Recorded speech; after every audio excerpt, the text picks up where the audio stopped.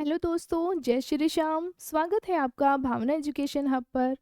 तो आज है 24 दिसंबर और आज हम 23-24 दिसंबर का करंट अफेयर कवर करेंगे।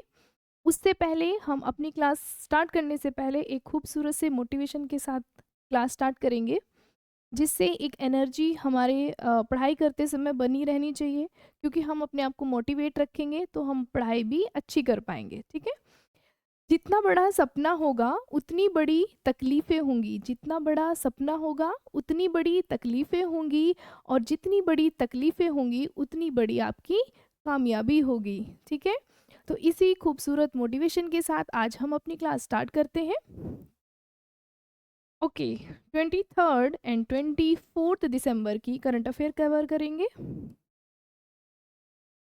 तो हमारा फर्स्ट क्वेश्चन है, जनवरी से सितंबर 2024 के बीच 476.1 मिलियन पर्यटक, यहाँ पे आपको बताना है कि किस राज्य में आए जिसने पर्यटन के लिए रिकॉर्ड स्थापित किए हैं। ठीक है, कि जनवरी से सितंबर तक कौन सा ऐसा स्टेट है जहाँ सबसे ज़्यादा पर्यटक आए हैं, जिन्होंने एक नया रिकॉर्ड बनाया है। ठीक है।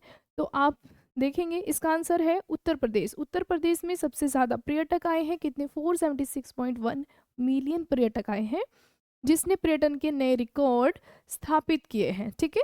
अब आपने सोच रहे होंगे, लग रहा होगा कि मे बी गोवा, क्योंकि लोग बहुत घूमने जाते हैं Goa and Jaipur, but answer is UP. ठीक है। नेक्स्ट, हाल ही में किस राज्य विधानसभा द्वारा भू भारती रिकॉर्ड का अधिकार विधेयक 2024 पारित किया है? तो किस राज्य की विधानसभा के द्वारा किया गया है? किस राज्य की विधानसभा के द्वारा किया गया है? ये किया गया है तेलंगाना के द्वारा। ठीक है। तेलंगाना की विधानसभा के द्वारा किया गया है, क्योंकि जो भूमि के मालिक हैं उनकी सुरक्षा रहे। ठीक है। उनको अन्याय से बचाया जा सके, उनको उनका शोषण ना हो सके, इसलिए ये विधेयक है। देखिए, तेलंगाना विधानसभा ने शुक्रवार को तेलंगाना भू भारती विधेयक 2024 को ध्वनिमत से पारित कर दिया है। ठीक है। इस विधेयक को पारित क्यों किया गया है? इसका उद्देश्य क्या है? गरीबों को भूमि से भूमि अधिकार मिले, उनको उनके भूमि अधिकारों की रक्षा करना, और पिछली भूमि पंजीकरण प्रणालियों की खामियों को दूर करना है। ठीक है। और इसमें भूमि मालिक है, इनको शोषण और अन्याय से बचाया जाए, इसलिए इस विधेयक को पारित किया गया है। ठीक है। तो कहाँ पर किया गया है? भू भारती विधेयक 2024 पारित किया गया है तेलंगाना में। ठीक है। तेलंगाना में किया गया है। नेक्स्ट क्वेश्चन है, हाल ही में वस्तु और सेवा कर जीएसटी परिषद की 55वीं बैठक कहाँ आयोजित हुई है? 55वीं बैठक कहाँ पर आयोजित हुई है? जीएसटी की, ग्रोस एंड सर्विस टैक्स परिषद की, कहाँ पर हुई है? ये हुई है आपकी जैसलमेर में। ठीक है। जैसलमेर में हुई है 55वीं बैठक आयोजित इन जैसलमेर। इसमें कुछ प्रमुख बिंदु हैं। जीएसटी दरों में कमी की गई है। जीएसटी दरों में परिषद में 45 ऐसी वस्तुएं हैं जिनको जीएसटी दर से बाहर रखा गया है, और उसकी दरों में कमी की गई है। ऐसी कितनी है? 45 ऐसी वस्तुएं हैं जिनको जीएसटी दरों में कमी करने का निर्णय लिया गया है, और उसको जीएसटी दर से बाहर रखा गया है। क्यों? क्योंकि इससे टैक्स का बोझ कम होगा। ठीक है। और जीन थेरेपी पर भी जीएसटी में छूट दी गई है। तो किस में जीएसटी पर छूट दी गई है? जीन थेरेपी में भी जीएसटी में छूट दी गई है, क्योंकि निर्णय स्वास्थ्य सेवा क्षेत्र को बढ़ावा देने के लिए और उपचारों को रोगियों के लिए अधिक सुलभ बनाने के लिए ये कदम उठाया गया है। ठीक है। तो जीन थेरेपी में भी जीएसटी में छूट दी गई है। निर्यातकों के लिए राहत होगी। तो ये बैठक कहाँ पर हुई है? जैसलमेर में हुई है। यह सरकार के प्रयास को दर्शाती है कि टैक्स प्रणाली को अधिक प्रभावी बनाने और प्रमुख क्षेत्रों में राहत प्रदान की जाएगी। ठीक है। तो इसके जो जो बेनिफिट्स हैं, जीएसटी दरों में कमी के 45 वस्तुओं पर जीएसटी दरों में कमी करने का निर्णय लिया गया है। जीन थेरेपी को जीएसटी से बाहर रखने का निर्णय लिया गया है, और निर्यातकों के लिए राहत होगी। ठीक है। नेक्स्ट है, हाल ही में टाटा पावर ने किस बैंक के साथ, कौन सा बैंक है जिसके साथ टाटा पावर ने रूफटॉप सोलर लोन के लिए साझेदारी की है? आपने योजना भी पढ़ी होगी, प्रधानमंत्री ऊर्जा योजना, ठीक है, सूर्य योजना पढ़ी होगी, तो वो उसी से ही रिलेटेड है। देखिए, टाटा पावर ने किस बैंक के साथ रूफटॉप सोलर लोन के लिए साझेदारी की है? किसके साथ की गई है? केनरा बैंक के साथ, ठीक है। किस बैंक के साथ साझेदारी की है? केनरा बैंक के साथ साझेदारी की है। इसकी विशेषताएं क्या होगी? देखिए, टाटा पावर ने केनरा बैंक के साथ मिलकर रूफटॉप सोलर सिस्टम के लिए वित्तीय सहायता प्रदान करने के लिए साझेदारी की है। तो टाटा पावर ने केनरा बैंक के साथ की है साझेदारी वित्तीय सहायता हेतु। उद्देश्य, उपभोक्ताओं को आकर्षक वित्त पोषण विकल्प प्रदान करने, सौर ऊर्जा समाधानों तक उनकी पहुंच को सरल बनाना इसका उद्देश्य है, ठीक है। और इसमें 3 किलोवाट तक की प्रणालियों के लिए क्या क्या कंडीशंस, क्या क्या दी गई है? ऋण राशि होगी 2 लाख तक, ब्याज दर कितनी रखी गई है? 7%, मार्जिन मनी 10% और अवधि कितनी है? 10 ईयर्स, ठीक है। इसकी जो अवधि है वो कितनी रखी गई है? 10 साल है। 3 किलोवाट से 10 किलोवाट तक की प्रणालियों के लिए क्या क्या है? ऋण राशि 6 लाख हो गई है, ब्याज दर 10% पर ईयर, और मनी मार्जिन 20%, और अवधि भी यहाँ पर भी कितनी है? 10 साल तक की अवधि रखी गई है।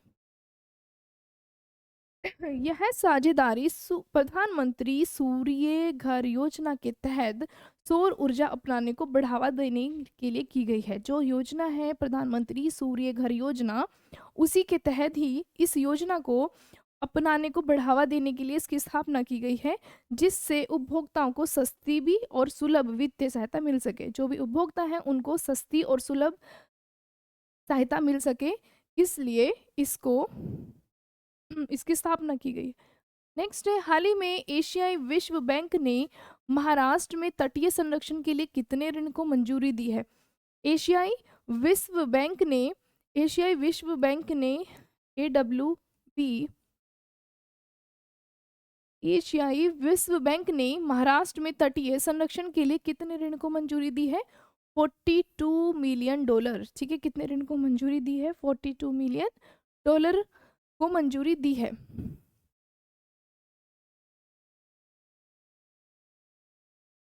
इसका उद्देश्य क्या है? तटीय कटाव नियंत्रण, तटीय कटाव को नियंत्रण करना। महाराष्ट्र के तटीय क्षेत्रों में समुद्री तट कटाव को नियंत्रित करने के लिए अपतटीय चट्टान संरक्षण, समुद्र तट पोषण और वनस्पति रोपण जैसे उपायों को लागू किया जाएगा। स्थानीय समुदायों की सुरक्षा के लिए इसके उद्देश्य क्या क्या है? तटीय कटाव नियंत्रण है, स्थानीय समुदायों की सुरक्षा के लिए कि बाढ़ और तूफानों से जो भी स्थानीय समुदाय हैं उनको जो हानि पहुंचेगी उससे बचाव के लिए, जलवायु परिवर्तन के प्रभावों से निपटने के लिए इसकी सहायता की गई है, उनकी सहायता करने के लिए इसकी स्थापना की गई है। नेक्स्ट है, सामाजिक समावेशन परियोजनाओं में लैंगिक समानता और सामाजिक समावेशन को बढ़ावा देने के लिए स्थानीय समुदाय, विशेषकर किनके लिए? महिला, युवा और कमजोर समूह की भागीदारी को इसमें प्रोत्साहित किया जाएगा। नेक्स्ट है, हाल ही में किस राज्य सरकार ने बंगालर बारी हाउसिंग योजना की शुरुआत की है? किस राज्य सरकार के द्वारा की गई है? ये की गई है वेस्ट बंगाल के द्वारा, ठीक है। वेस्ट बंगाल मुख्यमंत्री ममता बनर्जी के द्वारा इसकी शुरुआत की गई है, और इसमें इस सर्वेक्षण के माध्यम से 28 लाख से अधिक लाभार्थियों की पहचान की गई है। कितने? 28 लाख से ज़्यादा लाभार्थियों की पहचान इसमें की गई है, और 16 लाख अतिरिक्त लोगों को आवास सहायता इसमें दी जाएगी। 16 लाख, ठीक है। हाल ही में गोवा में मुक्ति दिवस मनाया गया है, तो कौन सा नंबर का इसमें मुक्ति दिवस मनाया गया है? 1961 में ये मुक्त होता है, 1961 में, ठीक है, गोवा। तो उसके अकॉर्डिंग कौन सा हो गया? 64वां, ठीक है, 64वां गोवा मुक्ति दिवस अभी मनाया गया है। अब देखिए, गोवा के ये मुख्य अभ्यारण्य है, वन्य जीव अभ्यारण्य है और राष्ट्रीय उद्यान है, अक्सर एग्जाम में पूछे जाते हैं, तो आपका यहाँ से स्टैटिक पोर्शन भी कवर होता है। डॉक्टर सलीम अली पक्षी अभयारण्य है, कहाँ पर है? गोवा में। ठीक है। नेक्स्ट है महादेई वन्य जीव अभयारण्य इन गोवा। नेत्रावली वन्य जीव अभयारण्य कहाँ पर है? गोवा में है। कोटिगांव वन्य जीव अभयारण्य गोवा में है। भगवान महावीर अभयारण्य एंड मोलेम नेशनल पार्क, ये सभी नेशनल पार्क कहाँ पर है? राष्ट्रीय उद्यान वन्य जीव अभयारण्य ये कहाँ पर है? गोवा में है। ठीक है। तो अक्सर वनडे एग्जाम में भी और कोई भी आपका एग्जाम होता है उसमें अक्सर कि कौन सा वन्य जीव अभयारण्य राष्ट्रीय उद्यान किस राज्य में है, इस टाइप के क्वेश्चन बनते हैं। निम्नलिखित में से कहाँ पुष्प और बागवानी से संबंधित 15 दिनों का आगामी उद्यान उत्सव आयोजित किया जाएगा? तो कहाँ पर आयोजित किया जाएगा? पुष्प और बागवानी से संबंधित कौन सा है? उद्यान उत्सव। ठीक है। तो उद्यान उत्सव कहाँ पर किया जाएगा? जो गार्डन फेस्टिवल है वो कहाँ पर आयोजित किया जाएगा? सिकंदराबाद। ठीक है। सिकंदराबाद में किया जाएगा। किस लिए? पर्यावरण संरक्षण को बढ़ावा देने के लिए। ठीक है। तो इसका उद्देश्य क्या है? उद्यान उत्सव का उत्सव क्या है? जनभागीदारी द्वारा प्रकृति पर्यावरण संरक्षण को बढ़ावा देने के लिए। ठीक है। जन भागीदारी द्वारा पर्यावरण संरक्षण को बढ़ावा देने के लिए इसका ये उत्सव को मनाया जाएगा। नेक्स्ट है हाल ही में कितने एकड़ में भारत की सबसे बड़ी, इंपॉर्टेंट क्वेश्चन है क्योंकि क्या है ये, भारत की सबसे बड़ी AI artificial intelligence city Hyderabad में बनाई जाएगी। कहाँ पर? हैदराबाद में बनाई जाएगी। तो क्वेश्चन ऐसे भी बन सकता है कि भारत की सबसे बड़ी एआई सिटी कहाँ पर बनाई जाएगी? हैदराबाद में। ठीक है। और कितने एकड़ में? ये आपका 200 एकड़, अप्रोक्स 81 हेक्टेयर। ठीक है। हाँ। हैदराबाद तेलंगाना भारत में स्थित एक भारतीय वित्तीय व्यापार जिला है। ठीक है। ये सभी संयुक्त प्रौद्योगिकी टाउनशिप को साइबराबाद के रूप में भी जाना जाता है। अब देखिए 21 हेक्टेयर 200 एकड़ भूमि में फैला हुआ है। तो देखिए क्वेश्चन एकड़ में भी पूछा जा सकता है और हेक्टेयर में भी पूछा जा सकता है। तो 200 एकड़ या फिर हम कह सकते हैं 81 हेक्टेयर। ठीक है।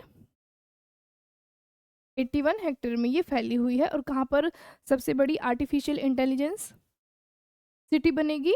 हैदराबाद में बनाई जाएगी। ठीक है। इंपॉर्टेंट क्वेश्चन है क्योंकि सबसे बड़ी सिटी है।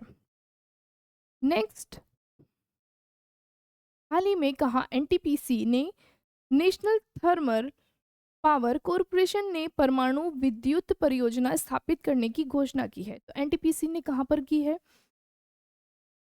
परमाणु विद्युत परियोजना स्थापित करने की कहाँ पर घोषणा की है? इन बिहार। ठीक है। तो एनटीपीसी ने परमाणु विद्युत परियोजना स्थापित करने की घोषणा कहाँ पर की है? बिहार में की है। इस परियोजना में एनटीपीसी के संयुक्त उद्यम अणुशक्ति विद्युत निगम लिमिटेड अश्वनी द्वारा समर्थित है। ठीक है। ये परियोजना किसके द्वारा समर्थित है? अश्वनी के द्वारा समर्थित है। और इसमें अश्वनी में एनटीपीसी की हिस्सेदारी है 49% और nuclear power corporation of India limited NPCIL की हिस्सेदारी इसमें है कितनी? 51%। ठीक है। और भारत में 7 राज्यों में 22 परमाणु ऊर्जा रिएक्टर अभी कार्यरत हैं। ठीक है। तो भारत में कितने परमाणु ऊर्जा रिएक्टर अभी कार्यरत हैं? 22 इन 7 स्टेट्स। ठीक है। 7 जिलों में 22 परमाणु ऊर्जा रिएक्टर अभी कार्यरत है। नेक्स्ट है हाल ही में किस तारीख को पहला विश्व ध्यान दिवस मनाया गया है? ठीक है। विश्व स्वास्थ्य दिवस की ही तर्ज पर विश्व ध्यान दिवस मनाया गया है। तो किस तारीख को बना है? ये है बना है 21 दिसंबर। ठीक है। क्योंकि विश्व स्वास्थ्य दिवस के ही, क्योंकि मेडिटेशन से क्या होता है? ध्यान लगाना, मेडिटेशन करना, उससे स्वास्थ्य अच्छा होता है। तो विश्व स्वास्थ्य दिवस के रूप में ही इसकी शुरुआत की गई थी। विश्व ध्यान दिवस की शुरुआत की गई थी 1995 में। किसके रूप में? विश्व स्वास्थ्य दिवस के रूप में की गई थी। नेक्स्ट है, निम्नलिखित में से कहाँ 2025 पैरा एथलेटिक्स विश्व चैंपियनशिप आयोजित की जाएगी? तो 2025 पैरा एथलेटिक्स विश्व चैंपियनशिप कहाँ पर आयोजित की जाएगी? ये की जाएगी आपकी दिल्ली में, दिल्ली के नेहरू स्टेडियम में। ठीक है, दिल्ली के नेहरू स्टेडियम में इसकी स्थापना की जाएगी। ये चैंपियनशिप आयोजित की जाएगी। ठीक है, तो ये चैंपियनशिप कहाँ आयोजित की जा रही है? दिल्ली के नेहरू स्टेडियम में।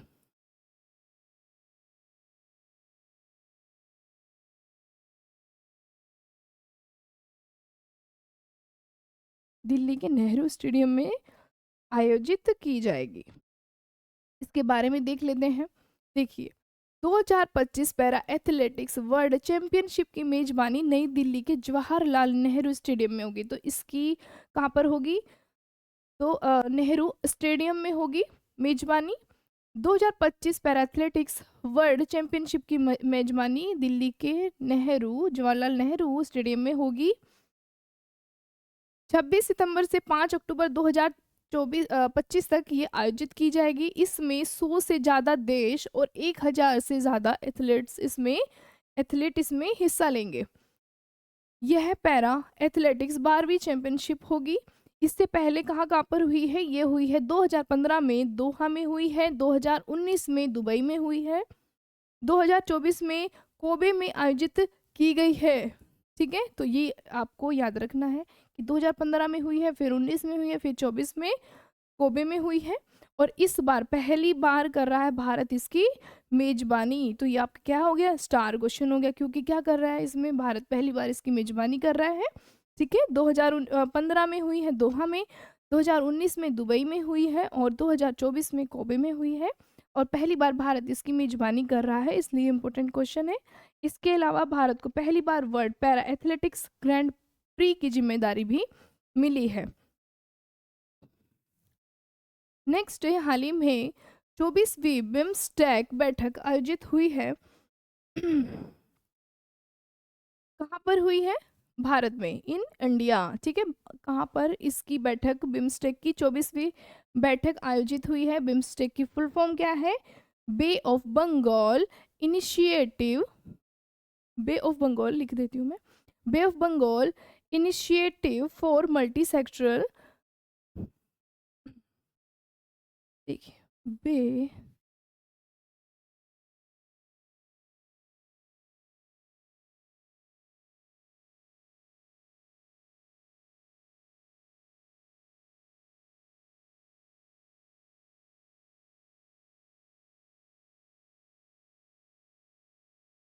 ठीक है, बे ऑफ बंगाल,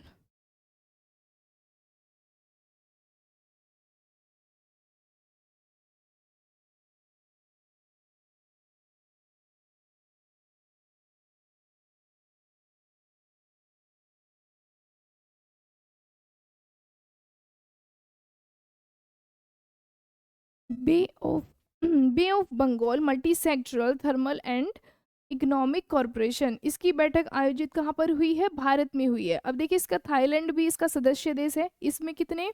7 इसके सदस्य देश हैं। बिम्स्टेक हेडक्वार्टर कहाँ है? हेडक्वार्टर है इसका ढाका में, ढाका में इसका हेडक्वार्टर है। ठीक है, इसकी स्थापना होती है, स्थापना कब हुई? 1997 में। ठीक है, स्थापना कब होती है? 1997 में। हेडक्वार्टर है ढाका में, और इसकी फुल फॉर्म है Bay of Bengal multi sectoral thermal and economic corporation. और इसमें कितने सदस्य देश हैं? 7 है। ठीक है, और जापान और फ्रांस नहीं है इसमें। इसमें थाईलैंड है, मलेशिया है, भारत है, भूटान है। ठीक है, और आपका नेपाल, श्रीलंका भी है। ठीक है, ये इसके सदस्य देश है। ठीक है, 1997 में इसकी स्थापना होती है, और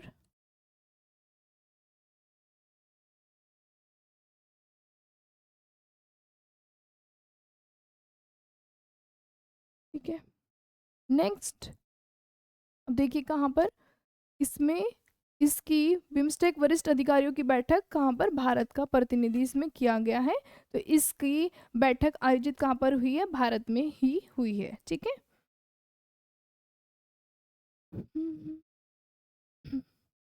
नेक्स्ट है, हाल ही में किस अभिनेता को पहले खो खो विश्व कप का ब्रांड एम्बेसडर बनाया गया है। पहले खो खो विश्व कप का ब्रांड एम्बेसडर किसे बनाया गया है, सलमान खान को। ठीक है, पहले खो खो विश्व कप का ब्रांड एम्बेसडर बना है आपका सलमान खान। ठीक है, बहुत आप में बहुत का फेवरेट भी होगा। ठीक है, तो ये था आज का हमारा करंट अफेयर्स। ठीक है, देखिए इंपॉर्टेंट क्वेश्चन है आपका, पैरा एथलेटिक्स विश्व चैंपियनशिप आयोजित की जाएगी।